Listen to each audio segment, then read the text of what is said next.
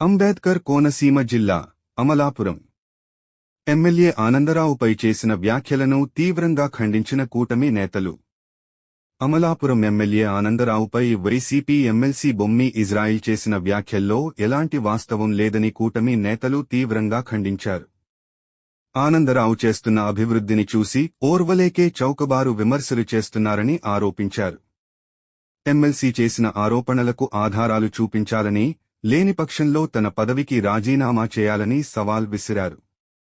వ్యాపారస్తులు, రైతుల నుంచి వసూలు చేశారన్న మాటలను నిరూపించాల్సిన బాధ్యత ఎమ్మెల్సీదేనని స్పష్టం చేశారు. గత వైసీపీ ప్రభుత్వ హయాంలో అమలాపురంలో ఎలాంటి అభివృద్ధి జరగలేదని, ప్రస్తుతం జరుగుతున్న అభివృద్ధిని చూసి తట్టుకోలేక ఇలాంటి ఆరోపణలు చేస్తున్నారని మండిపడ్డారు. ఆంధ్ర, గోవా కోకో బీచ్ అభివృద్ధి వల్ల ఉపాధి, ఉద్యోగ అవకాశాలు పెరిగాయని, ప్రజల నుంచి భారీ స్పందన రావడం చూసే ఇలాంటి విమర్శలు చేస్తున్నారని తెలిపారు. వ్యక్తిగత దూషణలు, అసభ్య ఆరోపణలు చేయడం రాజకీయ సంస్కృతి కాదని, నోరు అదుపులో పెట్టుకుని మాట్లాడాలని హెచ్చరించారు. ఆనందరావుపై తప్పుడు ఆరోపణలు చేస్తే సహించేది లేదని కూటమి నేతలు స్పష్టం చేశారు.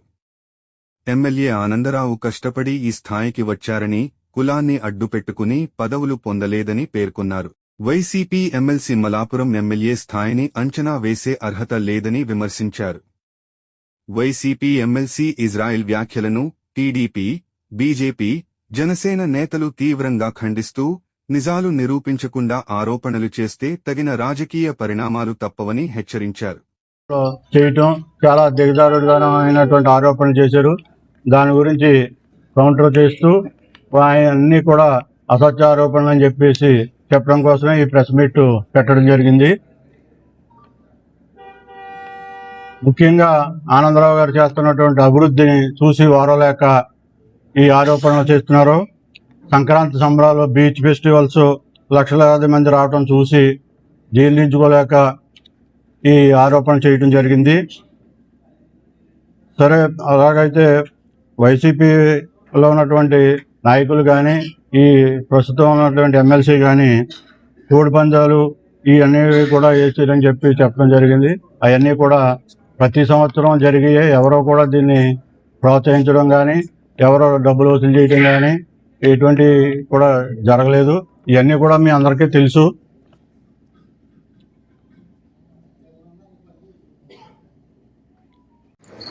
ఈరోజు అభివృద్ధికి చిరునామా ఆనందరావు గారి గురించి ఎమ్మెల్సీ ఇజ్రాయిల్ గారు మాట్లాడటం చాలా దారుణమైన విషయం. అసలు ఆయన ఏంటో, ఆయనకి ఆ పదవి ఏ విధంగా వచ్చిందో అవన్నీ మర్చిపోయి వారు కానీ, వారి పార్టీ కానీ, వారి ప్రభుత్వ హయాంలో వారు చేసినటువంటి అవినీతి దందా కానీ, వారి నాయకుడు, వారికి ముఖ్యమంత్రిగా పనిచేసినటువంటి జగన్మోహన్ రెడ్డి కానీ, వీరందరూ అవినీతిలో కూరుకుపోయి అనేక కేసుల్లో ఇరుక్కున్నటువంటి వీరు, మరి వీరి తాలూకా ఇజ్రాయెల్ గారు మాట్లాడినటువంటి మాటలు మీ యొక్క అసమర్థ పరిపాలనకి, మీకు అజ్ఞానంతో కూడినటువంటి ఆలోచనలకి అద్దం పడుతూ ఉంది. ఈ మాట నేను ఎందుకంటా ఉన్నానంటే, ఆనందరావు గారు ఏది చేసినా చాలా దూరదృష్టితో చేస్తూ ఉంటారు.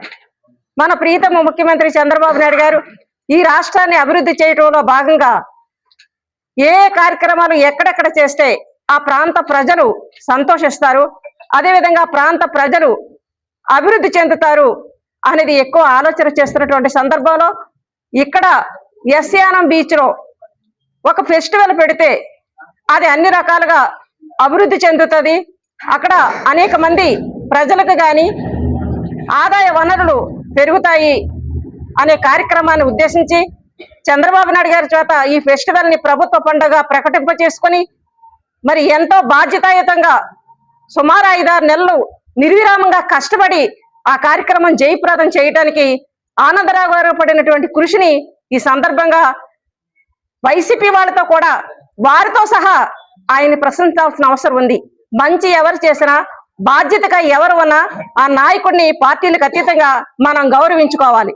అలాంటి సమర్థత ఉన్నటువంటి ఆనందరావు గారి గురించి ఒక ఎమ్మెల్సీ ఇజ్రాయెల్ గారు మాట్లాడటం, ఇప్పుడే చెప్పారు మా సోమబాబు గారు, మీరు తిరుపతి టికెట్లు చాలా బాగా అమ్ముకున్నారని, అమ్ముకోవడమే కాదు, అలా అమ్ముకున్నందుకు మీకు 1 సంవత్సరం పాటు ఆ లెటర్స్ ఇవ్వకుండా కూడా చేశారని మేము పత్రికల్లో చేసాం. మరి అలాంటి మీరు కోడిపందాలు ఆడతారు, జోదం ఆడతారు, డాన్సులు వేస్తారు, మీరు ఎన్నో చేస్తారు. మరి మీరు చేసే కార్యక్రమాలు ఏంటి? ఒక అభివృద్ధికి చిరునామాగా ఉండి ఈ 1.5 ఇయర్ కాలంలో బ్రిడ్జిలు నిర్మించడంలో గాని, ఈ అమలాపురం నియోజకవర్గాన్ని అన్ని రంగాల్లోనూ ముందుకి తీసుకెళ్లటంలో గాని, సీఎం రిలీఫ్ ఫండ్ ద్వారా అనేక మంది బాధితులకు సహాయాన్ని అందించడంలో గాని, మరి ఇంత పగడ్బందీగా ఇంత అభివృద్ధి చేస్తున్నటువంటి ఆనందరావు గారి గురించి ఇజ్రాయెల్ గారే కాదు, ఆ వైసీపీకి సంబంధించినటువంటి ఏ పార్టీ వారు కూడా విమర్శించడానికి సరిపోరని చెప్పేసి ఈ సందర్భంగా కూటమి నాయకులందరం కూడా తీవ్రంగా ఖండిస్తూ ఉన్నాం. ఎందుకంటే కష్టపడే వ్యక్తుల్ని ప్రోత్సహించాలి, కష్టపడే వ్యక్తుల్ని గౌరవించాలి. అంటే ఈ ప్రాంత అభివృద్ధితో గాని, ఈ ప్రజల మనోభిప్రాయంతో గాని మీకేం సంబంధం లేదు. అంటే ప్రతిపక్షంలో ఉన్నాం కదా, ఏదో ఒకటి మాట్లాడాలి, ఆనందరావు గారిని అభివృద్ధిని ప్రజల్లో చెడ్డ చేయాలని మీ చెడు ఆలోచన మంచిది కాదు. మీరు ఆ విధంగా మాట్లాడటం తగదని చెప్పేసి ఇజ్రాయెల్ గారిని మేము హెచ్చరిస్తా ఉన్నాం. ముందు కూడా మీరు మాట్లాడేటప్పుడు ఆలోచించి మాట్లాడండి. ఎవరు ఏమిటి, ఎవరు ఏం చేస్తున్నారు, మనం ఏం చేసాం అందుకని ఒక వైపు చూపిస్తే 4 వేలు మనకేసి కూడా చూపిస్తాయని కనీస ఇంగిత జ్ఞానం లేకుండా మాట్లాడిన మీ తీరుకి మేము నిరసన వ్యక్తం చేస్తా ఉన్నాం. మీరు ఆ కార్యక్రమాల్లో జాగ్రత్తగా మాట్లాడాలని, ఆనందరావు జోలికి వస్తే సహించేది లేదని చెప్పేసి కూడా ఈ సందర్భంగా హెచ్చరించడం అనేది. నమస్కారం.